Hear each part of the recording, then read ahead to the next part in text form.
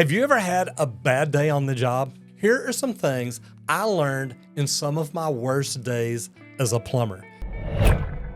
As plumbers, we need to do everything we can do to protect our lives. These jobs are amazing, but they're not worth losing your family over. And there's a lot of people in the trades that don't come home every year. Number one is cave-in. If you don't understand OSHA and you don't understand trench protection and trench safety, you need to. Tunneling under a house is something that we have to do sometimes. And we have professional dig crews come in. The side is black Texas clay. It doesn't chafe off. But when we get up in there, we want to make sure that we have either a way out, a way to breathe, we have something. Because cave-ins happen. Now, when you watch on the news, normally when it happens is when a plumbing company has come in. They didn't have a professional dig crew. They just told the plumber, look, you get out there with the shovel, dig up under there and fix it. And guys, I've got to be honest, I've done that before. I had no idea about the safety and the problems that I was running into. But back in the 80s, I went down to Austin, worked down there for a while, and we tunneled up under a Houston's restaurant. Now, that's not bad, but we did it ourselves. And I remember the hole, we could barely get in. We were trying to get back there to fix one bad fitting and keep them open at the time. So knowing what I know now, I would never go back into that hole again. And to be honest, the guy who owned the company at the time probably wasn't even worried about it. He's just like, look, man, we just got a job to do. Y'all go do it. So that's the scary one. If you are going up under a house or in a cave or in a tunnel or anything like that, either make sure you've got another way out or the ditch is protected and you're going to be safe getting in and out. Next, a steel wall fall. Now, I know this sounds funny, but I worked on a church up here in the Plano area many years ago. And I remember it either snowed or rained or something because the ground was a little wet. But I got in early and went in to plug in an electrical cord so we could do our work. Well, when I went and plugged it in, when I came back, all of a sudden, next thing I knew, I was laying on the ground.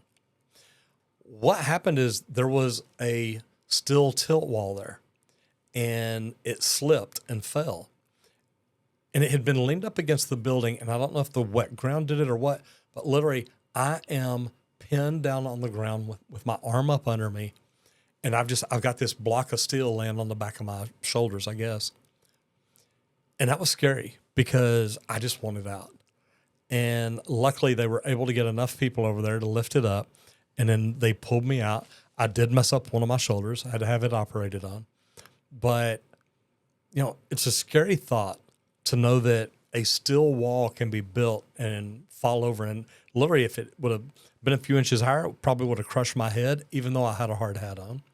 It was at the angle that it hit me that it was crazy. But it wasn't secured. There were a lot of different problems there. And I'm sure they never thought this wall's going to fall. But with it set the way it was on the slope that it was, man, when the ground got wet, it became not a good thing. Now, the next one is also something that, has happened to me, being trapped under a house. Look, if you're a plumber and you're in here right now, do me a favor and leave me a comment down below and let me know, have you ever been trapped under a house, or do you even crawl around under them? Because crawling around under houses can be dangerous. And there's a lot of things that I didn't know then that I know now that I would probably do a little bit different. But I'm going to tell you about the time that I did get trapped. I was literally crawling under a pier and beam house one day, and I was climbing over under a house, and there was another beam, and you could tell that people had gone under it before. Now, at the time, I was a little bit heavier than I was. But I thought, you know what, if other people can make it, I can make it. And you're trying to crawl down under a beam and come back up and go across. Well, I got down under here, and I don't know if you know this, but when you get stuck, it's like your body swells up. I mean, I know where they got the idea of Hulk. But I got under here, and all of a sudden I'm breathing. I'm breathing hard. I know I'm stuck, and I can't move.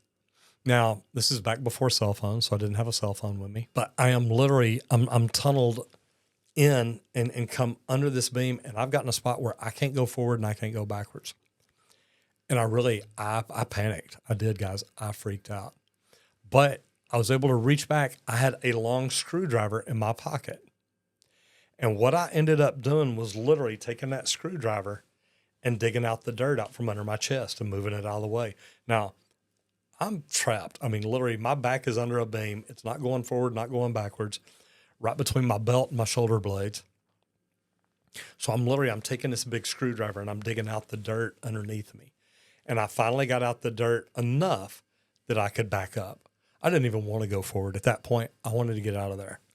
So I did. I went out, caught my breath, drank some water, and I grabbed one of those little shovels and came in and dug it out deeper. Now, being trapped under a house is scary, but guys, also remember, if you get in and crawl around under a house, remember, there's electrical lines down there. There's HVAC vents. There's all kinds of things. And believe it or not, snakes, spiders, critters like that, they can be under there. I don't see them very often, maybe once or twice in 40 years. So it doesn't happen often, but getting trapped does. So be careful. Getting electrocuted happens. So be careful. A lot of these old houses, they just literally pulled wire through it, twisted it together, wired it up, and said, there you go, it's good to go. Now I'm going to tell you about the worst accident I've ever seen. And it wasn't me. It wasn't even anybody on my crew, but it was on a job that I did over in Fort Worth. And I believe it was a Saturday morning that we had come in.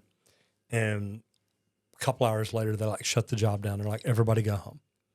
So we go over to Fort Worth, which is about 40 miles from where I'm at, go over there to work on a 5-building office complex. And what I found out later, that one of the glazers, guys that work on glass, is outside of one of the buildings on a hill, and he's got his boom lift stretched out to the very top because he's working on the top row of glass.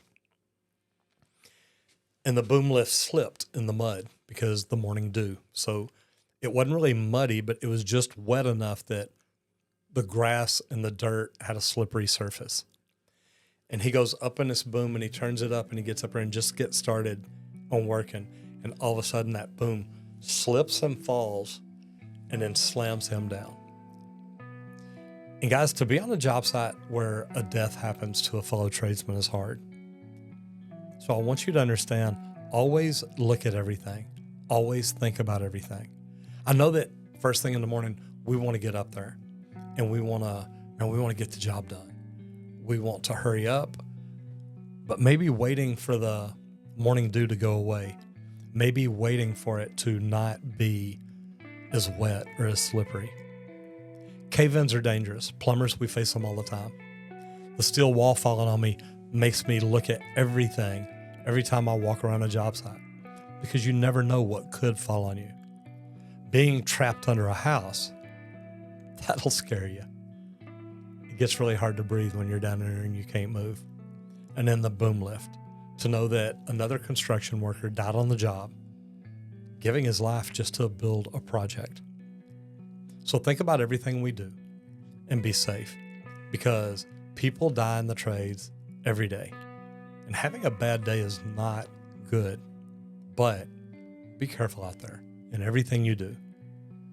Whatever you do, do it safe. And remember to hit it effing hard.